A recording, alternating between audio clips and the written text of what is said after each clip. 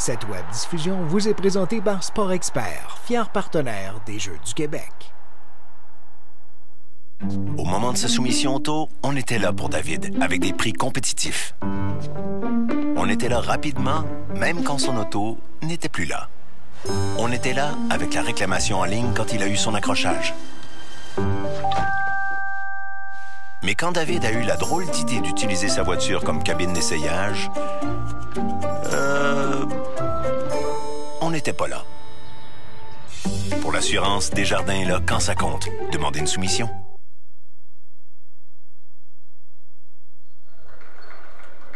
En direct du Cégep de Drummondville, vous écoutez la web diffusion, la compétition de tennis de table de la 55e finale des Jeux du Québec Drummondville hiver 2015. Bon après-midi, mesdames, messieurs. Jean Allard en compagnie de mon analyste Rémi Tremblay. Rémi, directeur général de la Fédération de tennis de table du Québec.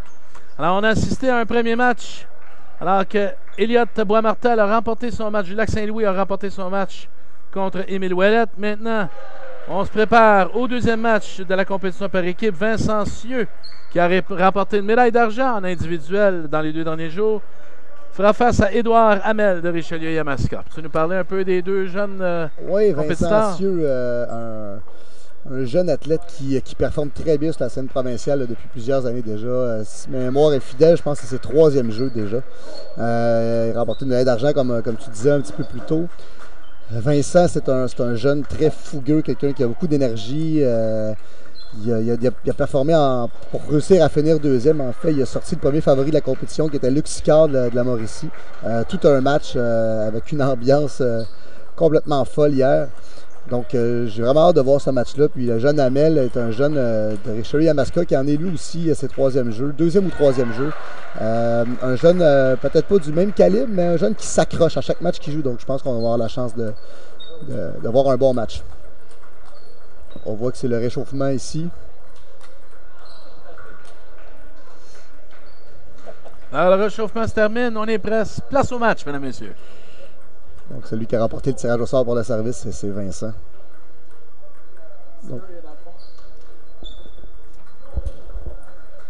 Donc une des grandes forces de Vincent, c'est vraiment ses services aussi. Il met beaucoup de rotation dans ses services. C'est sûr que souvent, l'adversaire peut quand même voir quel type d'effet qui vient. Mais le plus compliqué, c'est pas seulement de voir quel type d'effet qui vient, mais surtout de le quantifier. Donc, ça, c'est une force que Vincent a depuis qu'il joue. Donc, il adore jouer avec les rotations. Donc, si la balle a touché au filet, donc c'est une balle à remettre.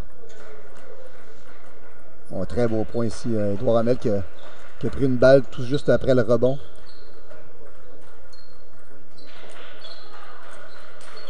Oh, quel beau point ici. On a vu un enchaînement. Comme je disais tantôt, Édouard Hamel n'a pas nécessairement le même calibre de jeu de Vincent, mais c'est un joueur qui s'accroche toujours, puis on ne peut jamais le compter pour battu. Il s'agit de remettre la balle sur la table. Exactement. C'est ce qu'on dit souvent en tennis de table. Hein? Un peu comme au tennis, celui qui remet la balle en jeu le dernier fait le point à chaque fois. Donc, ça ne changera pas aujourd'hui.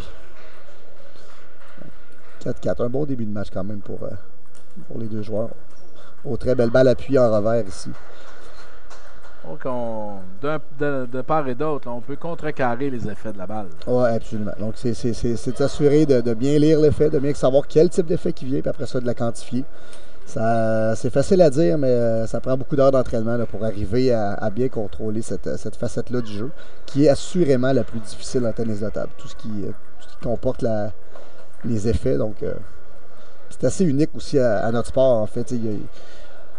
Au tennis, la rotation de la balle a un impact sur le jeu, mais l'impact de la rotation de la balle est beaucoup moins important qu'en tennis de table. Donc, en tennis, évidemment, la force ou les longs déplacements sont omniprésents, contrairement au tennis de table où les déplacements sont plus courts. Mais tout ce qui a rapport avec la quantité d'effets, puis la quantité d'effets, puis être capable de bien le quantifier, ça, c'est assez unique au tennis de table. C'est ce qui fait que plusieurs adorent ce sport-là. Comme on disait également avec M. Aymon en début de reportage, on a ici un équipement de qualité.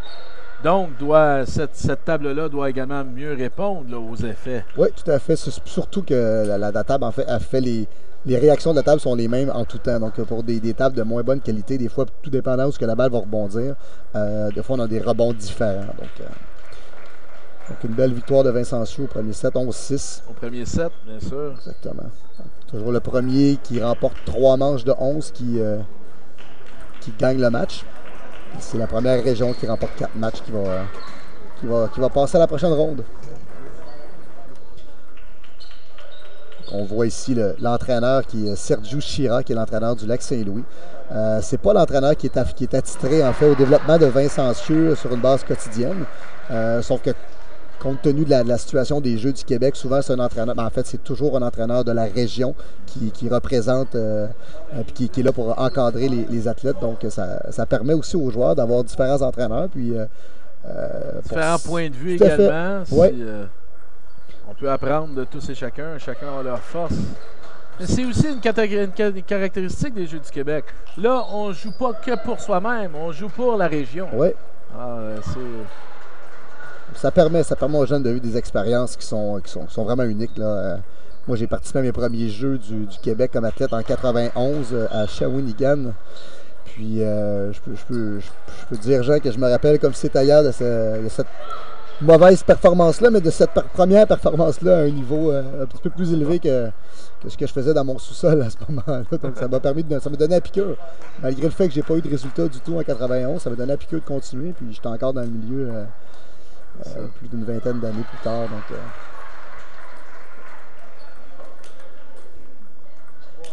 oh, quel beau point. Je pense qu'on voyait même pas à la caméra à quel endroit Vincent était situé. Donc, Vincent qui a ramené des balles de très loin. Il était au moins une quinzaine de pieds de la table.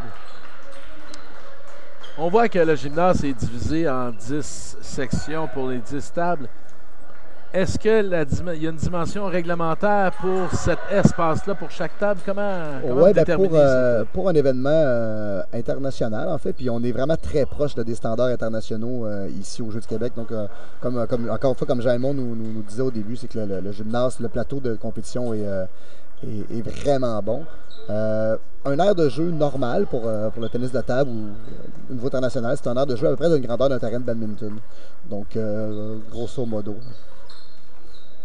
Parce que comme tu as dit, on voit les jeunes qui reculent et puis peuvent quand même jouer même s'ils sont loin de la table. Oui, c'est ça ça fait la beauté aussi. Les joueurs, c'est pas toujours le plus efficace, mais c'est souvent ce qui est le plus plaisant à faire. Donc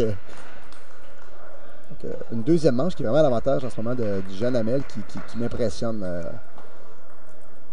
Est-ce qu'il y a un aspect défensif à jouer loin de la table? Est-ce que c'est pourquoi on se recule ou pas? Souvent, les joueurs, quand ils sont vraiment loin de la table, souvent c'est une réaction, en fait, seulement parce qu'ils sont pris de vitesse, donc ils reculent pas nécessairement par choix. Mais plusieurs athlètes, à un moment donné, développent des aptitudes particulières sur le jeu en fond de terrain. Donc, quelqu'un qui est capable de bien remettre des balles loin de la table, une des qualités premières qu'il doit avoir, c'est de mettre des balles profondes sur la table de l'adversaire. Parce que les balles sont trop courtes, évidemment, il y a des bonnes chances de se faire prendre là, de vitesse ou de puissance. Mais quelqu'un qui remet des balles avec des bonnes rotations, puis très profondes, il peut s'en sortir régulièrement.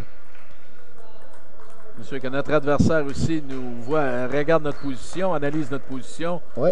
Si on est trop loin de la table, un amorti, ça peut tout changer. Ça va le travail. C'est ça. La deuxième manche qui va à Édouard Hamel, ici, 1-1. Je pense pas que Vincent Ciu s'attendait à un adversaire aussi coriace. Non, exactement. J'ai hâte de voir comment il va réagir. Le début de la troisième manche va être super important pour les deux joueurs. En fait, si Édouard veut vraiment faire douter Vincent, il va falloir qu'il commence le troisième set, je pense, qui joue des points de grande qualité tout de suite pour démontrer à son adversaire qu'il est tout là.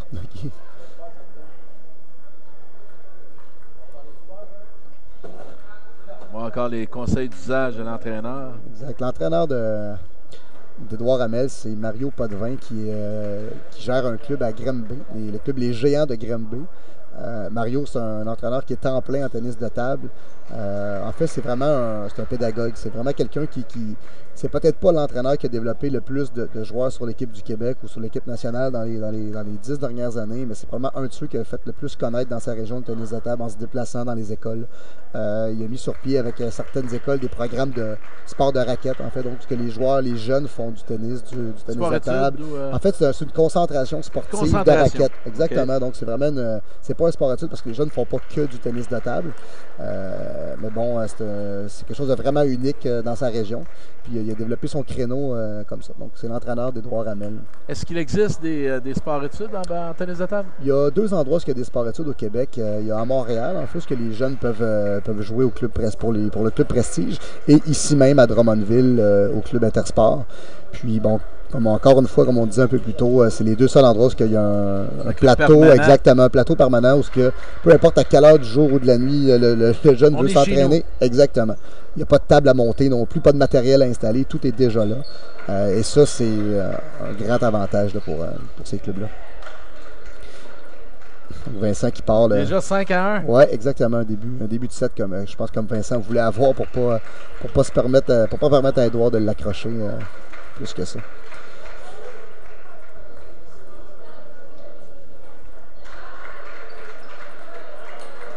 Oh, belle attaque. Donc, la façon que Vincent a terminé son geste, il ne voulait pas avoir de balles qui reviennent vers lui. La balle qui a touché tout juste le coin de la table. À la télévision, des fois, c'est pas tout à fait facile de bien visualiser le contact de la balle sur la table, surtout quand ça touche tout juste au bout. Mais c'est ce qui est arrivé au dernier point. Donc 9-1.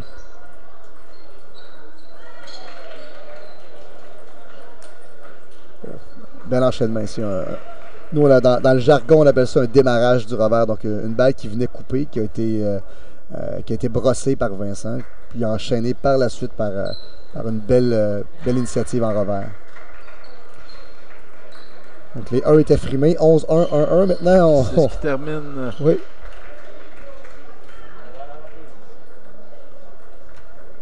Voilà la reprise du dernier coup gagnant.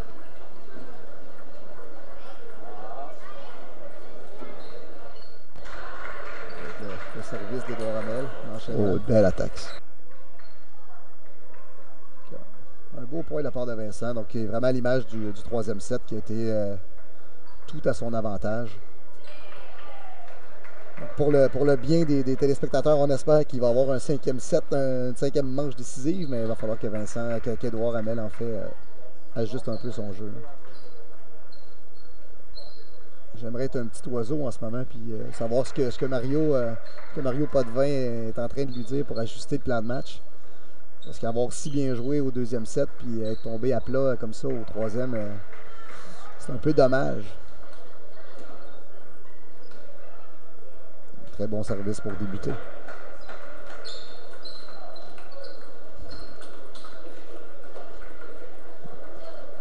2-0, donc il a réussi à gagner les 2 points sur son service. Maintenant, voyons voir comment il va faire en retour. Toujours un petit peu plus difficile. Donc la force vraiment numéro 1 de Vincent, c'est ses services. C'est ce qui lui permet souvent de gagner des points gratuits, même d'économiser un peu d'énergie. Souvent sur un match complet, si on réussit à faire manquer l'autre en retour 6, 7 ou 8 fois, ça... moins d'échanges. Ben oui. On garde nos énergies.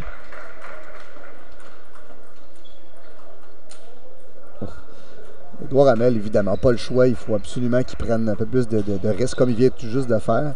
Ça ferait partie sûrement du plan de match. S'il veut battre un joueur classé plus haut que lui, souvent le taux de risque doit être un petit peu plus élevé. Très bon service de Vincent. Un service avec effet latéral.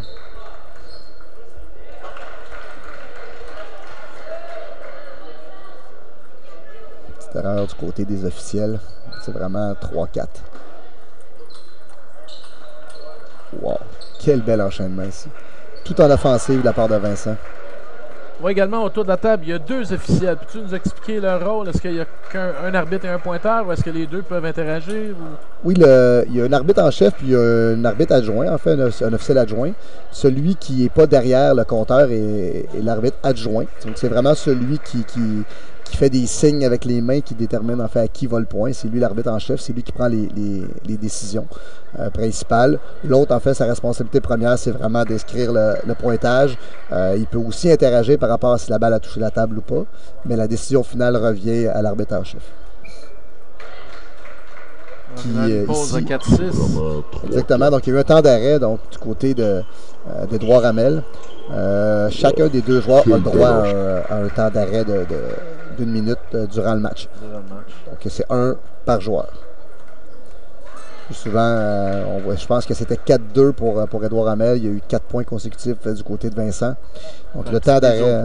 Oui, l'expérience de Mario Potvin, ici qu'on voit à l'écran avec le gilet vert, qui est l'entraîneur il doit faire une dizaine d'années qu'il est l'entraîneur de la région aux Jeux du Québec.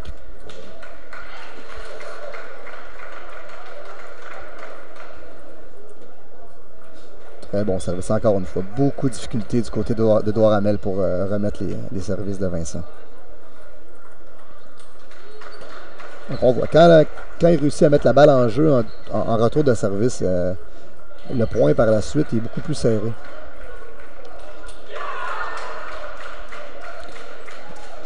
Pour revenir aux officiels tantôt, l'arbitre en chef pour ce match-là, c'est Benoît Bourque, qui évolue là, sur notre circuit depuis une quinzaine d'années maintenant. Un arbitre, l'officiel d'expérience. On peut voir ici que la balle a touché le filet en service, donc on reprend tout simplement le service autant de fois que... Chaque fois que la balle touche le filet et traverse l'autre côté, on peut reprendre sans problème le service. Il n'y a pas de limite. Comme au tennis. On pourrait justement, c'est une règle qui est de base. On pourrait justement se servir du filet pour aller se chercher des points. Oui. Donc, voilà. 10-6, 11-6. Victoire de Vincent Cieux. 3-1 qui permet à sa région de prendre une avance de 2-0 dans la rencontre. Un match un peu comme on l'avait anticipé. Malheureusement, Édouard a manqué un petit peu de carburant après sa victoire au deuxième set. Mais dans les circonstances, c'est une bonne performance des deux joueurs. Je pense que les entraîneurs sont sûrement satisfaits. Dans quelques instants, on peut voir la reprise de la fin du match. Oui, donc c'est un très beau point de la part de Vincent Cieux qui a remporté ce match-là 3-1, qui permet à sa région d'être en contrôle de la rencontre. Alors, on se prépare pour le troisième match de cette compétition par équipe. Alors que Vitaly Zelenov du Lac-Saint-Louis sera opposé à Philippe McDuff de Richelieu-Yamaska. On aura bien sûr une période d'échauffement de 2 minutes. Ce qui est intéressant dans le prochain match qu'on va voir, c'est que les deux athlètes ont terminé au même rang dans les épreuves individuelles, donc 17e exactement. Donc 2 17e places, ce qui nous permet de penser qu'on va avoir un match probablement très serré. Puis ces deux joueurs-là ne se sont pas rencontrés non plus dans les épreuves individuelles, donc ça va être une première fois qu'ils vont avoir la chance de s'affronter aujourd'hui dans cette compétition. Ça aussi, ça peut être un avantage pour les jeunes un peu plus expérimentés de s'imposer un peu plus face à des adversaires qui ne sont pas connus. Oui, c'est certain. On joue à... Bon, par exemple, quand ils vont poursuivre leur carrière, on joue contre un joueur, puis on le rejoue, on vient à détecter peut-être des failles dans son jeu. Oui. Mais lorsque c'est une première fois, il faut que compter sur ses qualités personnelles. Ben, c'est ça, c'est là qu'on voit aussi la capacité d'adaptation de chacun des jeunes athlètes. Puis souvent, les entraîneurs de l'équipe du Québec, parce que, bon, évidemment, il y a des entraîneurs de l'équipe du Québec ici qui sont un petit peu en détection de talent. On regarde les athlètes, on regarde la façon qu'ils évoluent. Puis surtout, lors des premiers jeux de certains athlètes, le résultat est pas si important que ça. Donc, ce qu'on veut voir, c'est est-ce que l'athlète est capable de s'adapter à différentes situations. Puis, les jeux nous permettent vraiment c'est une belle vitrine pour ces joueurs-là. Puis, on voit ceux qui sont capables d'ajuster leur style de jeu en fonction de l'adversaire, parce que c'est un duel, le tennis de table. Donc, même si nous, on est très bien préparés, puis on est très focalisé sur ce que nous, on fait, malheureusement, c'est pas toujours assez, parce qu'on a un adversaire qui, lui, est là pour contrer ce que nous... toujours une adaptation à faire. Exactement. Le sport qui est le plus... Bon, oui, évidemment, c'est un sport de raquette, puis il y a d'autres sports de raquette où on peut comparer le tennis de table, mais un des sports que j'aime bien avec lequel j'aime bien comparer le tennis de table, c'est la boxe, en fait, par rapport à différentes choses. Donc, premièrement, c'est un sport de duel aussi, on s'entend, c'est sûr que ça fait un peu plus mal à la boxe qu'au tennis de table. Sauf qu'une autre chose qui est vraiment très similaire, c'est le déplacement. Donc, les déplacements en boxe, on demande aux athlètes de jamais croiser les pieds, évidemment, là, pour ne pas être en déséquilibre. Au tennis de table, c'est la même chose. Donc, on essaie d'éviter le plus possible les déplacements en croisant les jambes, parce qu'à ce moment-là, on se sort du jeu. Puis, c'est vraiment difficile d'être bien prêt pour la balle suivante. Beaucoup de jeux action-réaction, donc Le tennis de table, pour nous, c'est un peu comme faire de la boxe, en fait, en jouant aux échecs. Donc, ça va vite, mais en même temps, il faut réfléchir très rapidement. Donc, nos deux athlètes sont présents. On débute le réchauffement. Donc, Philippe McDuff, qui est l'athlète qui est au fond, en fait, de la table, l'athlète avec le chandail gris, qui affronte... Vitaly Zelenov en rouge. Exactement. Donc, en rouge, les joueurs du Lac-Saint-Louis. Donc, depuis le début de la rencontre, on a pu remarquer là, que les joueurs du Lac-Saint-Louis étaient bien en rouge. C'est la couleur de la région. Je suis vraiment excité. Là. Ce match-là, je crois qu'on va avoir un match très serré. C'est pas deux joueurs avec beaucoup d'expérience, donc ça va nous permettre de semblable. Ouais, exactement. J'ai hâte de voir ça. Peut-être vous rappeler aussi que la ronde suivante, donc la rencontre qu'on va voir un peu plus tard, donc à partir de 2h, ça va être des demi-finales. Donc vraiment des matchs très importants pour la poursuite des médailles pour les régions. Donc on se prépare tranquillement au choc.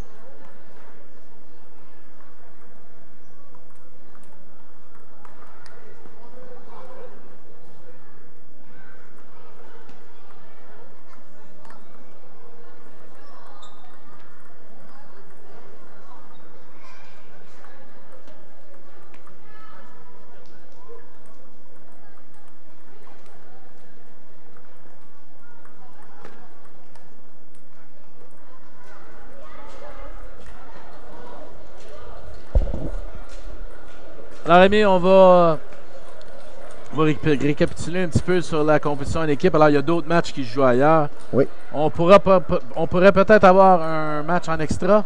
Tu as expliqué cette règle-là au niveau de la compétition par équipe? Oui, donc en ce moment, c'est 3-1 pour la région de Lac-Saint-Louis. Si le jeune de Richelieu-Yamaska en ce moment remporte, donc on a un match en ce moment entre Philippe McDuff puis Zelenov. Donc si McDuff réussit à remporter ce match-là, puis en même temps, donc le match que nous on ne voit pas en ce moment sur la table numéro 1, si le jeune de Richelieu-Yamaska remporte aussi ce match-là, on va avoir une égalité de 3-3 après les 6 rencontres.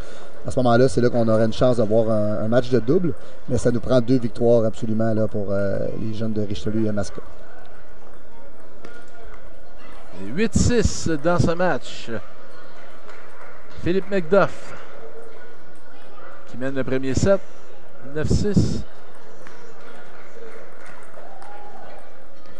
Philippe McDuff qui est un joueur un peu plus défensif que ce qu'on est habitué de voir. Donc il se fie beaucoup sur les erreurs de ses adversaires. C'est pas un athlète qui prend beaucoup de risques en fait. Donc On le voit un petit peu là, déjà, là, beaucoup de balles poussées, beaucoup de blocs. 18.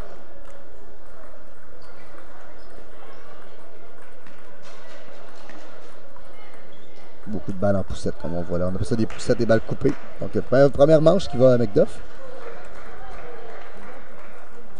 11-8. Une minute de pause. Une mise au point avec l'entraîneur. Oui. Contrairement au tennis, en fait. Hein? Au tennis, à part dans quelques compétitions, je pense, où les athlètes ont la chance d'avoir un entraîneur, comme en Coupe Davis ou les Coupes Fed, des compétitions d'équipe. Exactement. Donc, nous, c'est en tout temps. Donc, l'entraîneur peut être là en tout temps, peu importe en simple ou en... On peut voir la reprise. La fin du premier set. Un peu comme prévu. Hein? Une première manche serrée, 11-8 en faveur du jeune McDuff.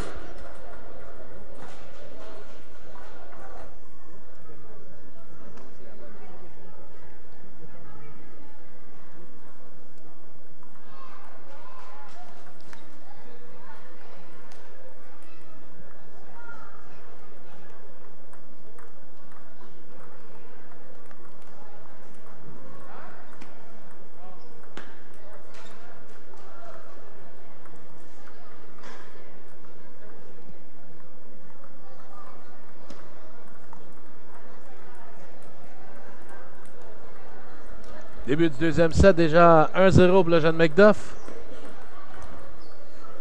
Une chose qu'on peut peut-être pas vraiment bien voir à la télévision, c'est que le jeune McDuff a vraiment 2 revêtements. Donc, quand on parle de matériel, les joueurs doivent jouer absolument avec un revêtement rouge, un revêtement noir. La raison, c'est justement parce qu'il y a des revêtements, il y a toutes sortes de revêtements différents. Certains avec des picots à l'extérieur, d'autres vraiment lisses avec le caoutchouc, les picots à l'intérieur qui sont collés sur une mousse. Et McDuff, lui, son revêtement rouge a des picots. Ce qui fait que la balle n'a pas la même trajectoire. Ça peut être difficile pour l'adversaire de bien s'adapter. Donc, imaginez s'il y avait 2 revêtements de la même couleur, ça serait impossible pour l'adversaire de pouvoir savoir avec lequel le jeune a frappé la balle. Au niveau de l'équipement, est-ce qu'il y a d'autres spécificités au niveau de la raquette? Oui, ben chaque raquette est vraiment très importante. Le choix de la raquette est vraiment important parce que les joueurs peuvent choisir s'ils veulent des raquettes plus lentes, plus rapides, des revêtements plus épais, moins épais. Donc, il y a vraiment une tonne de spécificité.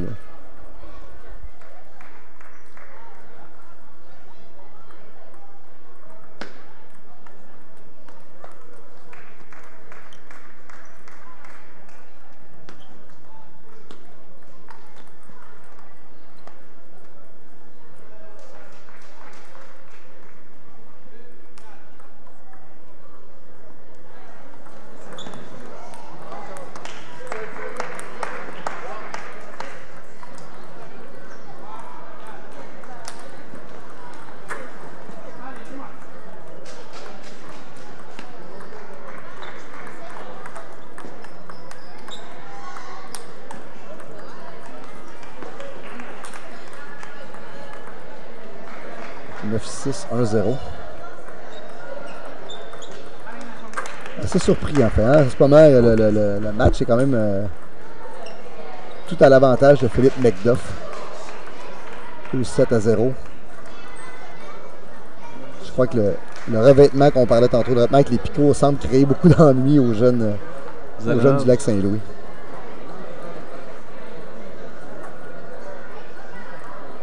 On va en reprise. La fin du deuxième set. Donc, un échange, encore une fois, ouais, un bel échange ici.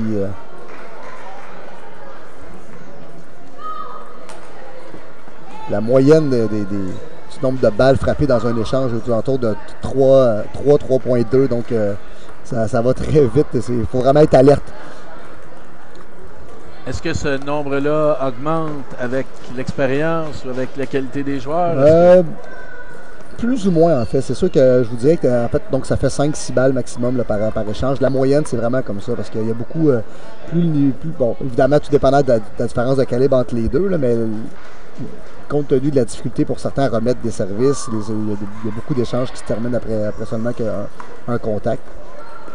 Donc, la moyenne, c'est vraiment entre 3 et 3,5, échange par... Donc, on a tout intérêt à pratiquer nos services. Tout à fait. Service-retour, c'est les... Comme on explique souvent quand on entraîne les jeunes, il y a une certitude, c'est qu'il y a quelqu'un qui va tenter un service. Puis il y a une deuxième certitude, c'est que si le service est réussi, ça prend un retour.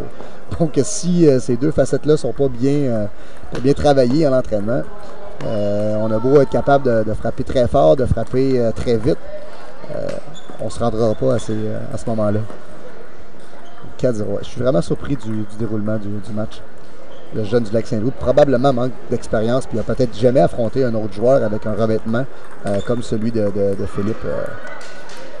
C'est l'expérience qui... Au début, l'adaptation, s'adapter à son adversaire. Oui, on en a vraiment un très bel exemple ici. Parce que, comme on dit, c'est deux joueurs qui ont terminé au même rang, donc deux joueurs qui ont... Des signes de frustration également du côté de Zelenov. Oui. Il n'est pas à l'aise. Non. Regardez, même si Philippe est loin de la table, c'est lui qui prend avantage du point. Donc, je suis surpris aussi qu'il n'y a pas eu de temps d'arrêt demandé par Sergio Chira, l'entraîneur du Lac-Saint-Louis. Ça va être un petit peu trop tard. Là. Beaucoup de fautes directes. Donc, comme on disait, tout dépendant de ce qui s'est passé dans l'autre rencontre, on va savoir bientôt si on va avoir droit à un match de double ou non.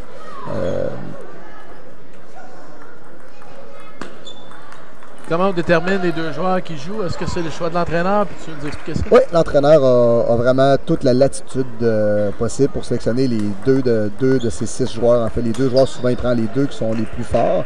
Ou encore, ça peut arriver aussi qu'il y a des mix qui se font bien, donc des mélanges qui se font mieux. Si on a un athlète gaucher, un athlète droitier, souvent on va prioriser d'y aller comme ça pour couvrir tout le centre de la table. Les deux joueurs se placent en position coup droit, puis on couvre le centre de la table au complet, donc c'est un avantage. Mais dans cette rencontre-là, je ne crois pas qu'il y ait de joueurs gauchers, donc on va probablement 2 droitiers. Si on a un double, on va le savoir dans les prochaines minutes. Et on parle d'un match extra en double. Oui. Est-ce que c'est habituel d'avoir des jeux en double? Est-ce que dans les autres compétitions de la Fédé, est-ce qu'on a du jeu en double ou seulement du jeu ensemble? Très peu. En fait, on a des rencontres par équipe dans nos circuits provinciaux. S'il y a une égalité après les 4 matchs, il y a un double. Donc, c'est pas très régulier, mais il y en a un petit peu quand même. Mais on ne peut pas jouer en double au tennis de table? Dans les compétitions provinciales, oui. Oui? Oui, il y a quelques compétitions provinciales où il y a du double. OK. Donc, victoire, hein? Philippe McDuff qui remporte un match qui est vraiment important, qui permet encore à sa région de croire en ses chances de peut-être avoir à jouer un match de double. On va le savoir dans quelques secondes, quelques minutes. Voilà la reprise. Dernier échange pour la victoire de Philippe McDuff.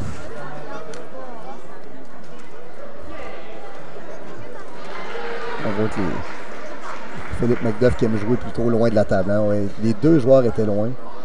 Ça, c'est impressionnant. Pour les gens à la maison, c'est un peu le désavantage quand on a une table dans le sous-sol. On peut pas pratiquer ou travailler ce genre de point-là. Compte tenu souvent de la hauteur du plafond aussi. C'est ce qui fait en sorte que je vous suggère fortement de trouver un club près de chez vous pour aller pratiquer et entraîner ce genre d'échange-là. Si vous voulez avoir plus d'informations en fait sur les clubs au Québec, vous allez tout simplement sur le site de la fédération au tennisdetable.ca ou sur la page Facebook aussi. Là, donc vous n'aurez pas de misère à nous trouver et à trouver toute l'information sur les clubs dans votre région. Là, il y a une trentaine de clubs au Québec. Donc aucune raison pour ne pas sortir de votre sous-sol pour de partir du ping-pong au tennis de table. En fait, c'est un peu ce qu'on dit aux gens. Ce que vous faites chez vous, c'est du ping-pong. Ce que vous faites à votre club, c'est du tennis de table. C'est bon. Mais il y a aussi l'aspect participatif, l'aspect loisir. On peut jouer seulement pour s'amuser au tennis de table. Faire partie du club pour s'amuser, pour pratiquer une activité physique. Parce que c'est quand même assez physique. Quand on devient un peu plus expérimenté, ça prend une bonne forme physique. C'est l'avantage qu'on a dans la grande majorité de nos clubs au Québec, c'est qu'il y a vraiment une offre de service qui est très diversifiée. De toute façon, compte tenu que les clubs, c'est pas des clubs à 5 ou 600 membres, c'est des clubs quand même un peu plus petits. Ça permet aux clubs d'ouvrir pour tous les calibres. Donc, on a quand même une chance peu importe le calibre, peu importe le niveau, peu importe ce qu'on a comme objectif en tennis de table, les clubs offrent vraiment un éventail de services puis s'adaptent beaucoup aux clients. Là. Donc, là, ce qu'on...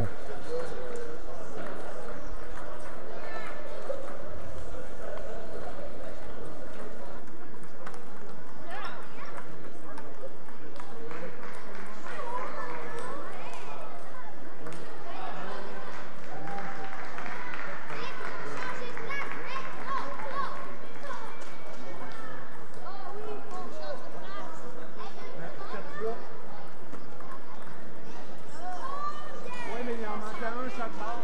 Un 13, un 11.